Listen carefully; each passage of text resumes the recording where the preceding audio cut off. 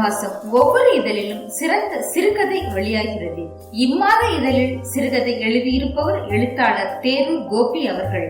செல்லப்பிராணிகள் என்ற தலைப்பில் கதை எழுதியுள்ளார்.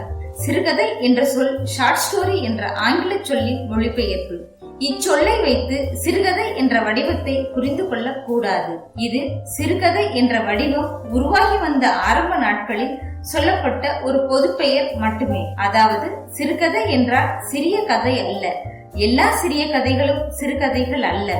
சிறுகதை என்பது ஒரு தனித்த இலக்கிய வடிவம். அதற்கு தனியான வடிவ சிறப்புகள் உண்டு. உண்மையில் சிறுகதை என்ற வடிவம் தொடக்கத்தில் பொழுதுபோக்கு இதழ்களில் வாசகனுக்கு ஆர்வம் ஊட்டி முடிவில் இன்பத்தை அளிக்கும் ஒரு வகை கதை விளையாட்டாகவே உருவாயிற்று. சிறுகதை முன்னோடிகளான எட்கர் ஆலன் போ, ஓ ஹென்றி போன்ற படைப்பாளியின் கதைகள் இத்தகைய விளையாட்டுகளாகவே உள்ளன.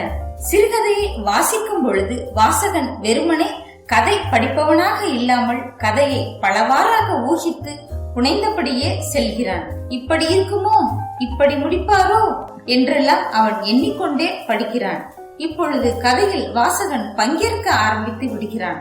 அவனும் அக்கதையை தனக்குள் எழுதுகிறான். சிறுகதையின் உடல் ஒருமை கொண்டதாக இருக்கும். தேவையில்லாத விஷயங்களே அதில் இருக்காது. அது நேராக ஒரு முடிவை நோக்கி செல்லும். சிறுகதையின் முடிவு வாசகன் ஊகித்திராத ஒன்றாக இருக்கும். சிறுகதை ஒன்றை மட்டுமே சொல்லக்கூடிய இலக்கிய வடிவம்.